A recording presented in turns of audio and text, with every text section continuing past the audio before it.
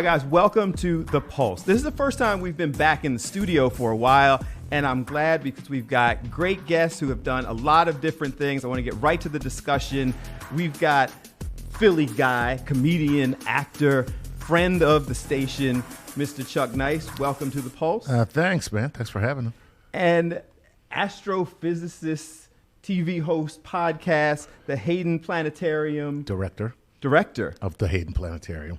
Okay. Director of the Hayden Why you got to correct the man? Let the man introduce. Hey, listen, man. His You own got to show. listen. I know it's his show, but you got to get the credits right, man. He's not wrong. You know, He's not wrong. it ain't like you're not a greeter at the Hayden Planetarium. Welcome to the planetarium. Right. Like he's been to the Hayden Planetarium. I've heard of the Hayden Planetarium. right.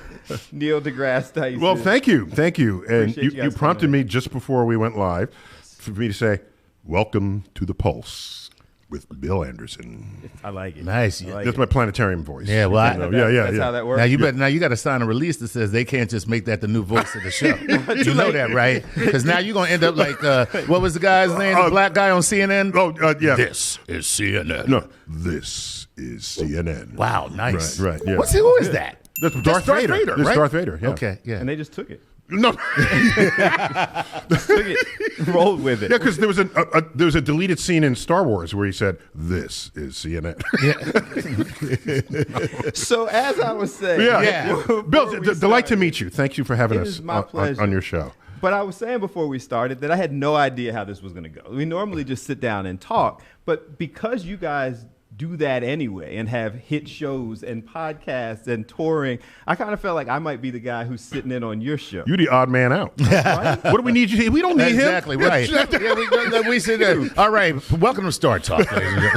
As long as y'all keep talking, then I can go ahead and go. I No, got we some good. errands We to good. run. No. We good. And we're going to run through all of it. But what we do when we start here, and we can go with both of you, with people who have accomplished so much and are doing so many things. That would be Neil. I would. You too. You too. I Man, try you myself. got like Listen, 20 years I in the try never to be in the same comparison category. Like the people say, Neil, this is Neil deGrasse Tyson, and then they're going to give you 5 pages of accomplishments, right? 30 books that have been authored, right? The many, many television shows that have been hosted, right? The speakers tour, the director of the Hayden Planetarium, and then there his co-host Chuck Nice, and it's like he tells jokes about his like. Okay, so yeah. Now imagine for a second how I'm feeling right now. Because you just talked about feeling that way sitting next to him, but I'm sitting next to both of you. And I don't have 20 years in the game and comedian and actor or whatever. So let's hype us all up. It's very easy to say that when you are Dr. Neil deGrasse Tyson, right? Isn't that funny how it works out? Isn't it funny how it works out? I feel the same way. Right. It's like, I don't want people to listen to me because of my pedigree, right? Because when your pedigree is, yo, I'm Charlie, I got some stuff to say. I sit at the end of the bar, right? No, I would listen to Charlie. See, this is my point. I'd give Charlie some audience. The truth is, you would see. I would. That's why people relate. That's true. I would so find out what Charlie had to say. He's that guy. He is the guy that would actually sit and talk to Charlie, and then say, well, Charlie, have you ever considered this? Right? That's because I've seen it happen. I've seen it. How did this happen? Like, I know the history, but you guys, how did you come together, this pairing? Neil came up with the concept to have the cosmos and comedians come together as a means of reaching the masses, right? And they got this grant, from what I understand. Yeah, from the National Science Foundation. Yeah. So to test the idea that science can be a commercial product, right, and not just something you have to beg for money every quarter to try to support as a radio show. Right. Brilliant idea. Brilliant. Mm-hmm. I got a call from this person, and I thought it was my friend Carlos making fun of me because I was a fan. And it was like, oh, do you know Dr. Neil deGrasse Tyson? I was like, yes, Carlos, I know Dr. Neil deGrasse Tyson. And he would like you to come into his office and speak for that. And I was like, yeah, right. Stop playing. So then we said, well, how do we know what best humor would work? So those conversations I had with many comedians, and we're really testing the chemistry. Do I want a comedian that just has one-liners? No. I want someone who's smart, who can see the science, see the pop culture, and reveal what might be humorous about that in ways that releases that burden from me. I think I can occasionally be funny, but if I have a professionally funny person, I can stick with the science. When you hear that in theory, and that discussion comes up, and we're going to take science and try to make it funny and come together, and everybody will really like that show. Did you even believe that? I'm sitting there like, because it works. I mean, we now. No. Okay, I knew it would work because I was already doing it. Yeah. In my in my public lectures. Yeah. What I found was, I'd be on an airplane. Before I was widely known, you're sitting next to someone in the airport. What do you do? I'm an astrophysicist. They start asking questions, and I'd monitor how bright were their eyes and their eyebrows when I give an answer. Yeah. And depending on what the answer was, they would look a little less interested. They'd look a little more. And if I linked the universe to pop culture, something that they already knew, because what is pop culture? I don't have to explain pop culture to them. By definition, that's what pop culture is. And Neil is funny, which, by the way, people, when you meet me, don't tell me how funny Neil is. Okay? I'm just letting you know. I can't tell you how many people are just like, oh, man, I love you guys. Neil is really funny. I'm like, shut the hell up. Yeah, that's my job on the show. What I'm talking about, right? Right? Yeah. Tell me how smart he ain't is. nobody coming to him like, yo, I love your show with Chuck. That guy's brilliant. And that's just not happening, right? Today, spending some time with comedian Chuck Nice, astrophysicist Neil deGrasse Tyson.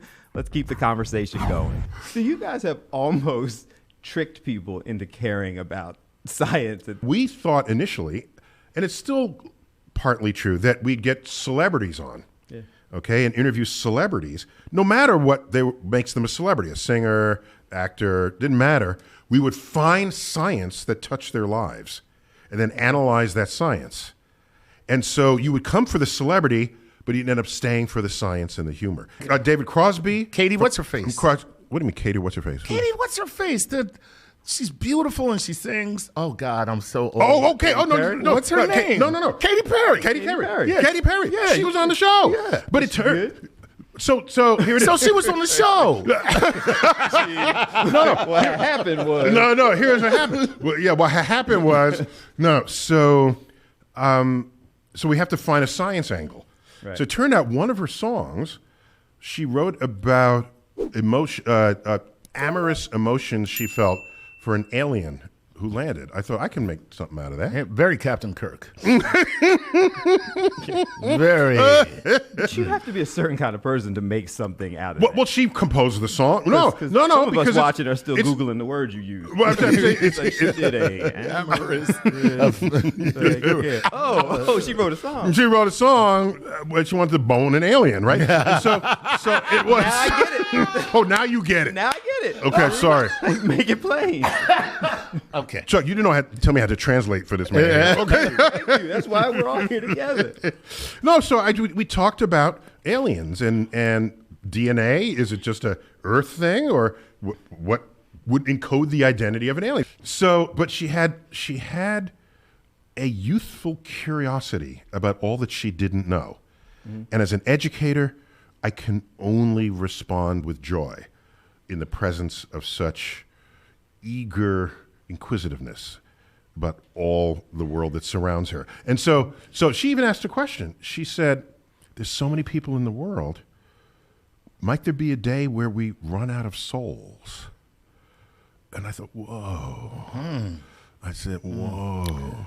Yes, and does the stork actually bring babies? Does it? Because it doesn't look like it's strong enough to carry a baby. Chuck, this was an honestly posed question. It is. It was completely honest. Clips and watching the show and listening to the podcast or whatever. And no matter what question is presented, there is kind of a way that you find the answer to. Thank you for recognizing that's an it. important dimension of this. And we learned that the question from the public to get an authentic answer, even if the question's a little offbeat, has become I don't want to call it a spin-off. It's one of the formats of what we do in the show. It's called Cosmic Queries. And I'm delighted because I'd like to believe, however delusionally, that we are, through StarTalk, through Chuck's humor, through what we piece together here, that we are fanning long dormant embers of curiosity within you that may have lurked since childhood,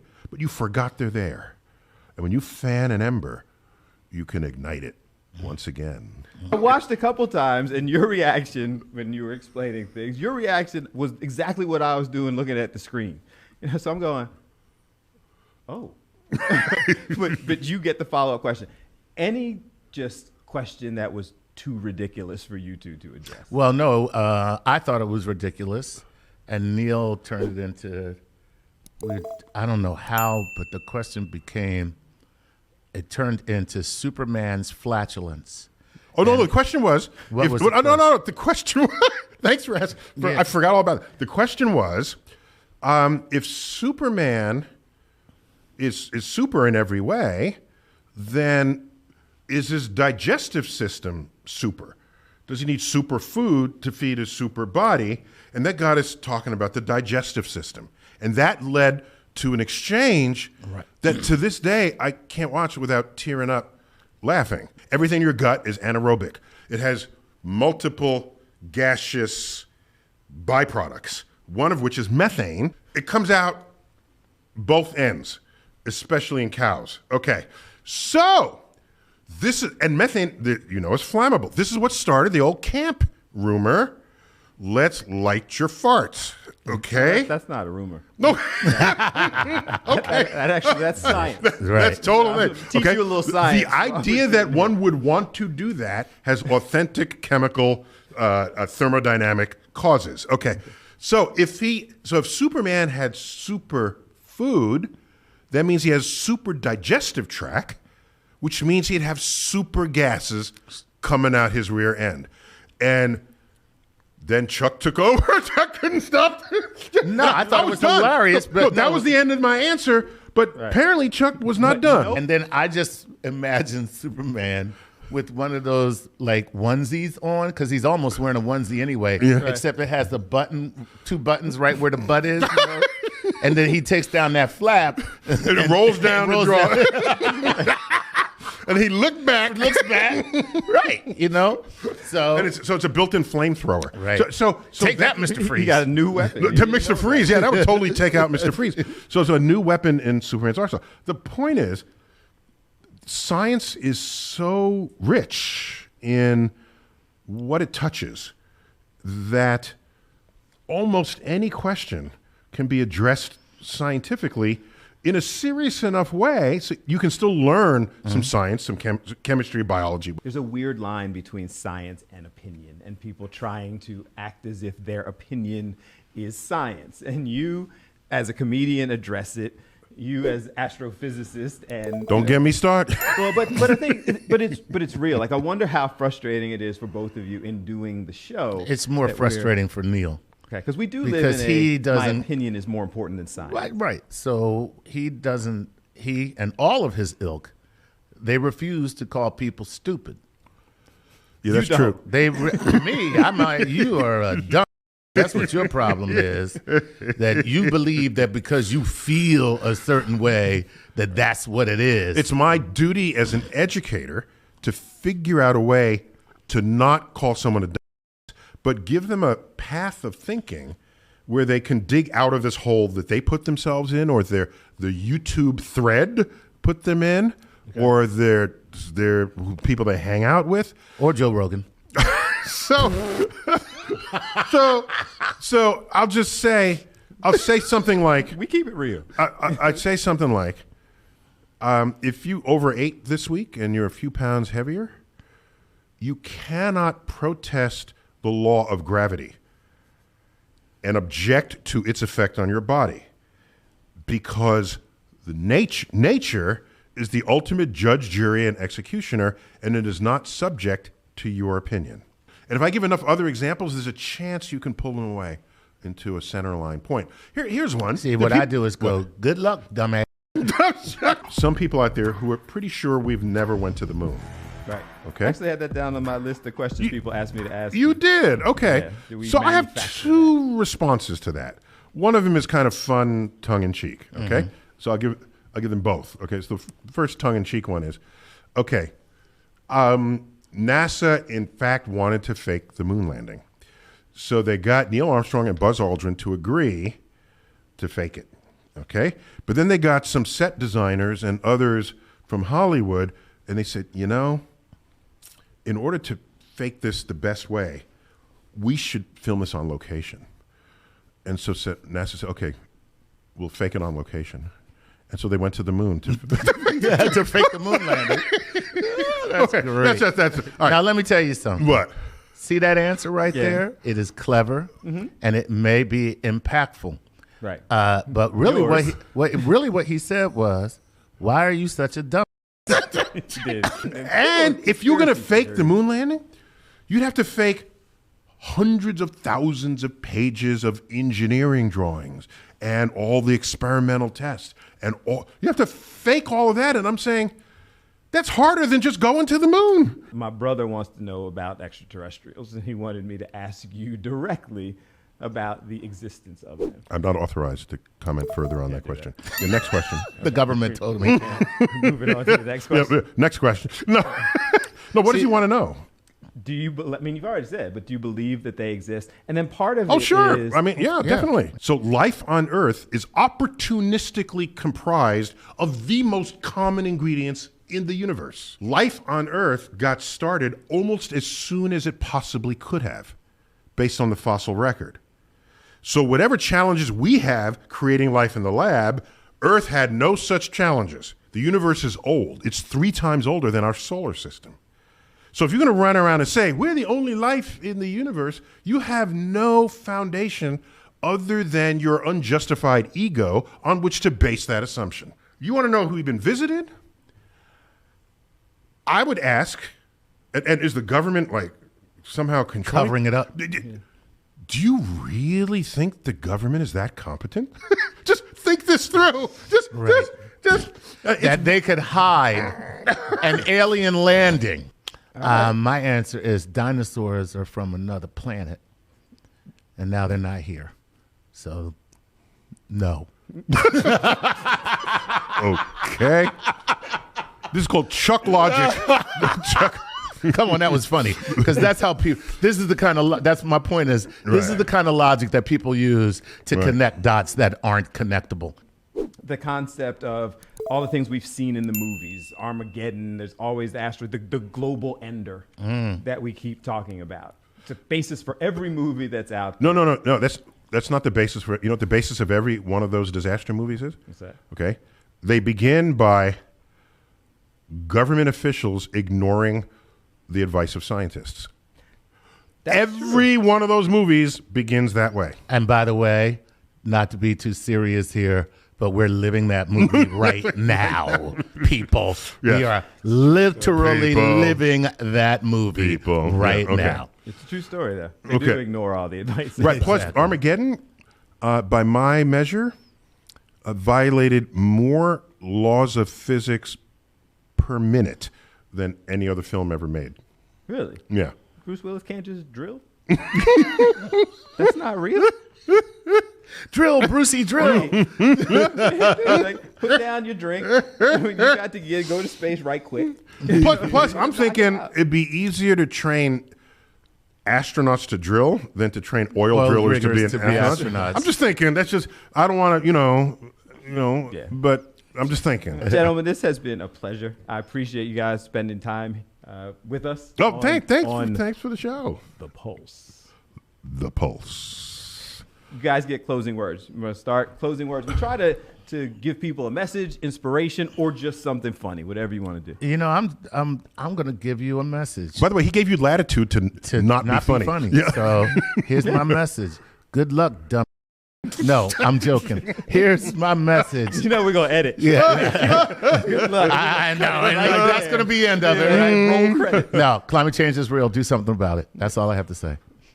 In life and in the universe, it is always best to keep looking up.